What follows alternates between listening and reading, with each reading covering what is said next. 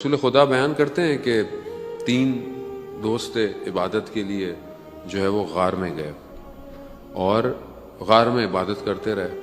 اچانک سے تھوڑا سا طوفان زلزلہ ٹائپ کا آیا، پتھر گرا، غار کا دروازہ بند ہو گیا۔ اب یہ تینوں اندر پھنس گئے۔ اب انہوں نے کہا پروردگار ہم سے کو غلطی ہو گئی ہے، ہم سے گناہ ہو گیا جس کی وجہ سے اب ہمیں تو باہر نکال۔ تو تینوں نے کہا کہ جو کام ہم نے اخلاص یعنی صرف اللہ کی خاطر کیا ہوگا ہم اس کو بیان کریں گے، اگر وہ اللہ کی خاطر ہوگا تو دروازہ کھل جائے گا، پتھر ہٹ جائے گا۔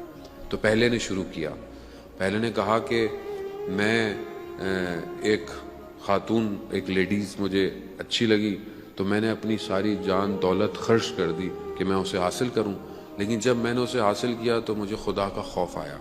میں نے کہا پروردگار تیری خاطر میں یہ گناہ نہیں کروں گا کہ میں تجھ سے دور ہو جاؤں گا، اگر یہ کام میرا پروردگار تیری خاطر تھا تو مجھے نجات دے۔ تو تھوڑا سا پتھر غار سے ہٹا۔ پھر دوسرے نے کہا کہ میری کشاورزی کی یعنی میری کھیتی باڑی زمین ہے، اس میں لوگ کام کرتے تھے، تو میں نے ایک دن سب کو جو کام کیا ان کو میں نے آدھا دھرم جو دیا، وہ جو گولڈ سلور کا سکہ تھا وہ دیا۔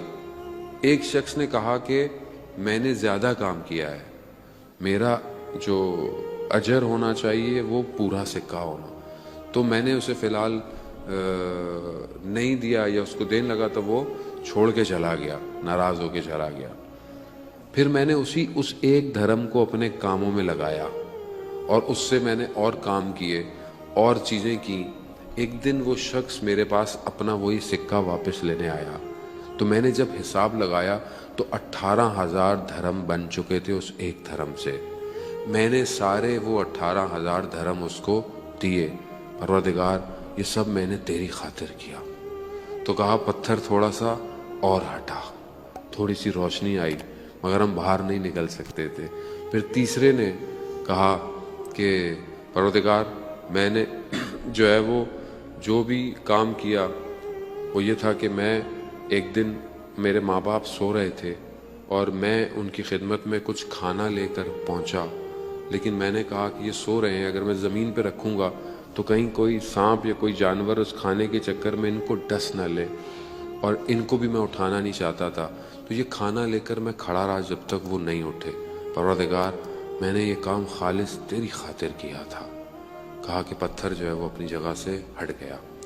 رسول خدا فرماتے ہیں کہ یہ تینوں اپنے کردار کے سچے انسان تھے۔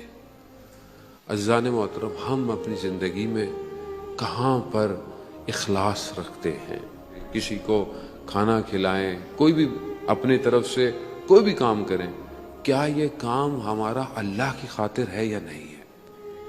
تو ہمیں بھی زندگی میں بعض اوقات خدا امتحان سے گزارتا ہے، خدا چیک کرتا ہے کہ یہ خالص ہیں یا نہیں ہے، یہ میرے لیے کر رہے ہیں یا کسی اور کے لیے کر رہے ہیں۔ یہیں سے زندگی میں انسان کے پتہ چلتا ہے کہ انسان کیا کر رہا ہے۔